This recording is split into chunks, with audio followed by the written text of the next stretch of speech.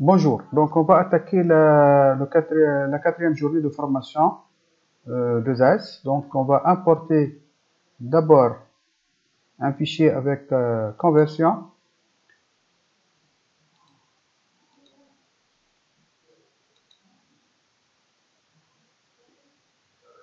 Ce modèle, on va lui apporter certaines modifications avant d'entamer la partie FAO. Donc on va vers surface, donc réparer, donc cette forme-là. Comme ici le trou taraudé, c'est pas un trou taraudé, j'arrête.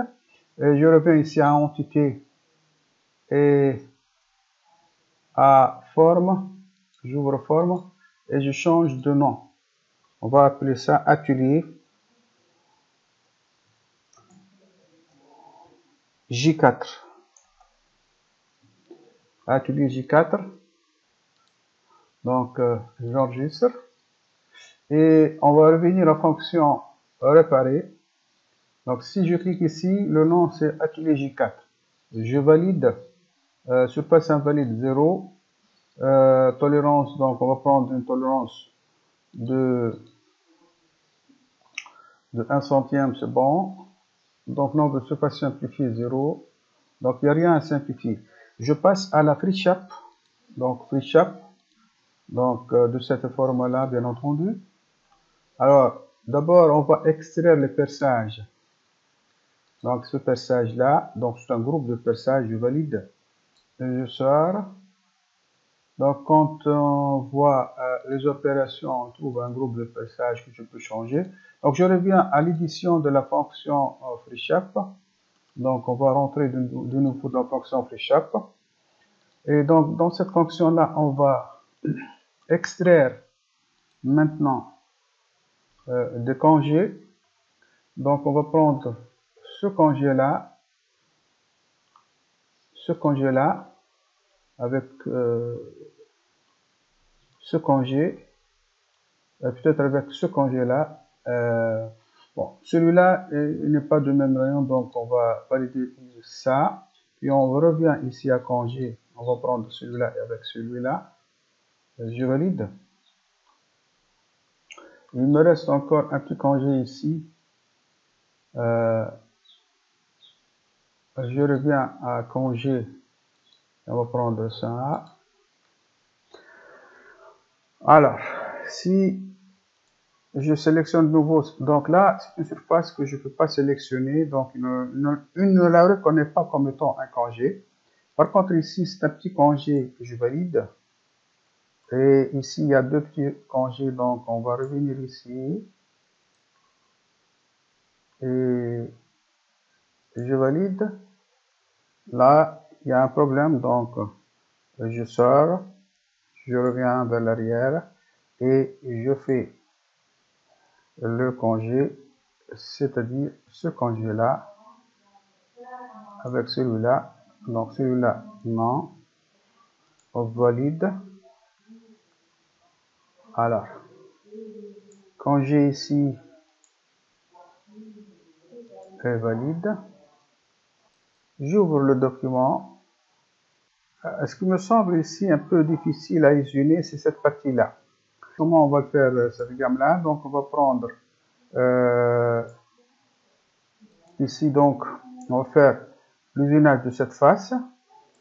On va faire l'usinage de cette face. On va faire l'usinage de cette face ainsi que cette face. On va faire le perçage et on va faire plutôt cet usinage là comme ça. Une fois terminé, donc ça c'est l'opération 1.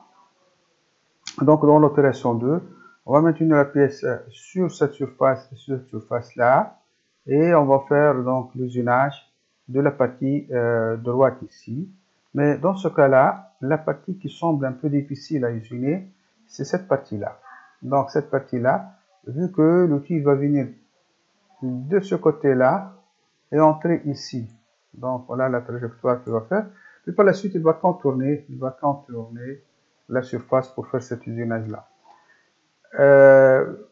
C'est un outil spécial, et donc il va entrer ici, on va faire cet usinage. On va faire en sorte de prendre soin de ne pas toucher ce flanc-là lorsqu'on va faire l'usinage de cette partie.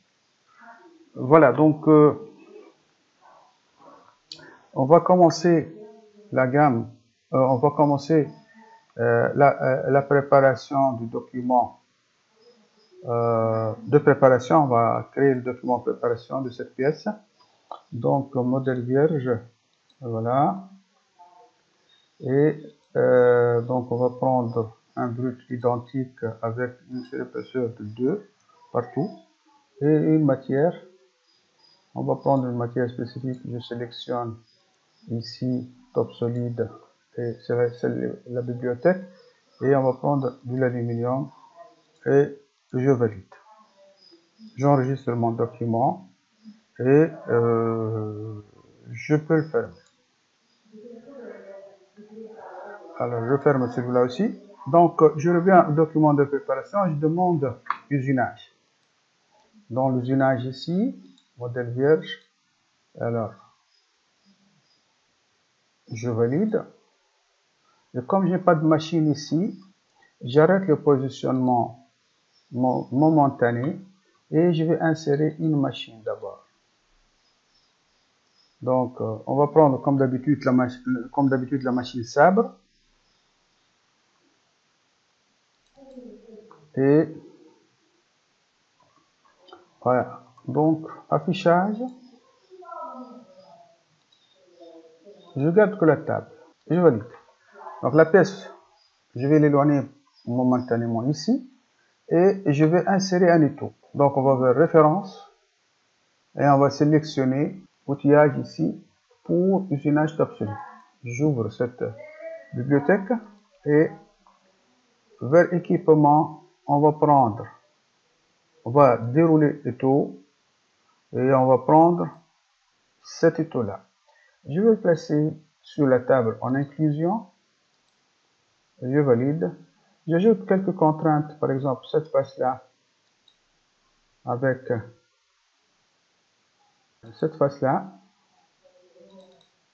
Voilà. Ce plan-là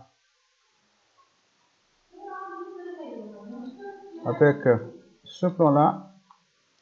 Et on va prendre le plan milieu. Le plan milieu de ça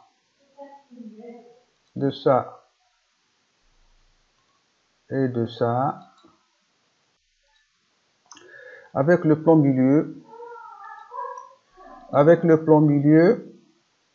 de ça et de ça. Le positionnement à présent est correct. Alors je peux ajouter ici une certaine distance de 30. J'inverse le sens de ce décalage et je valide. Je vais la relier avec la table. Je valide. Puisqu'on a arrêté momentanément le positionnement de la pièce, on va revenir à éditer le positionnement de la pièce. Et comme vous voyez ici, l'étau n'est plus visible, j'arrête et je vais vers entité, plutôt vers opération et je vais rendre. Donc comme vous voyez ici, il faut comprendre l'historique.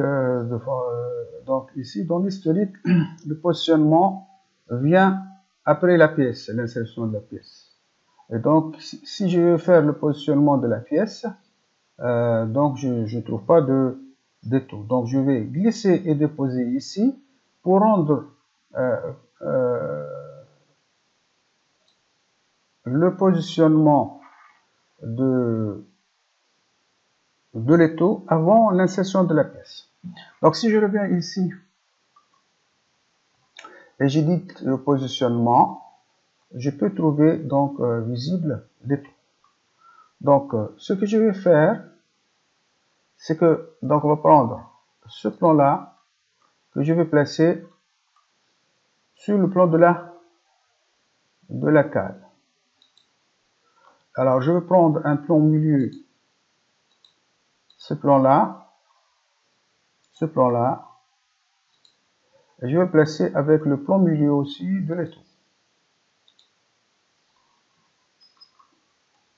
Entre ça et ça.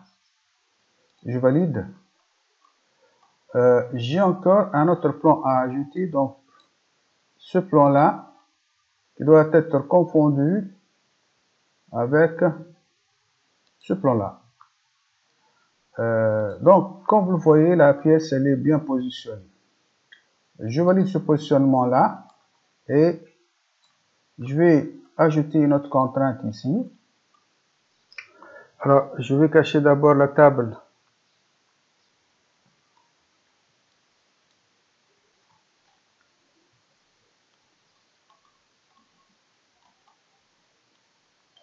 On va éviter donc le positionnement de l'étau, pas de la... Donc, on va faire ce plan-là et ce plan-là avec une distance de 203 et je valide ce positionnement-là. Alors, je trouve ma pièce, elle est bien entre les bords.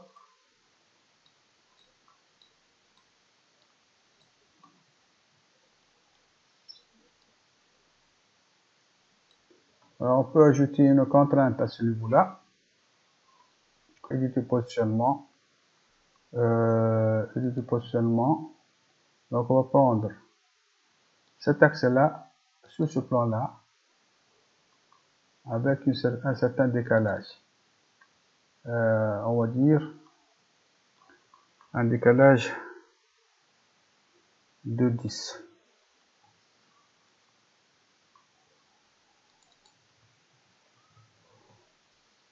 Bon, 10 c'est trop, je crois. On peut mesurer ça.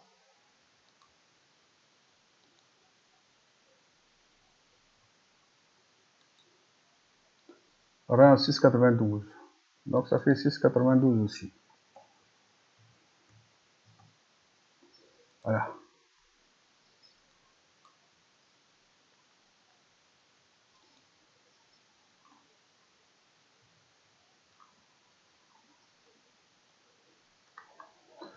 Donc je valide le positionnement. Et comme ça ma pièce elle est bien positionnée. Je ferme outillage.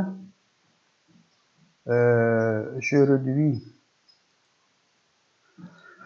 Et j'enregistre mon document.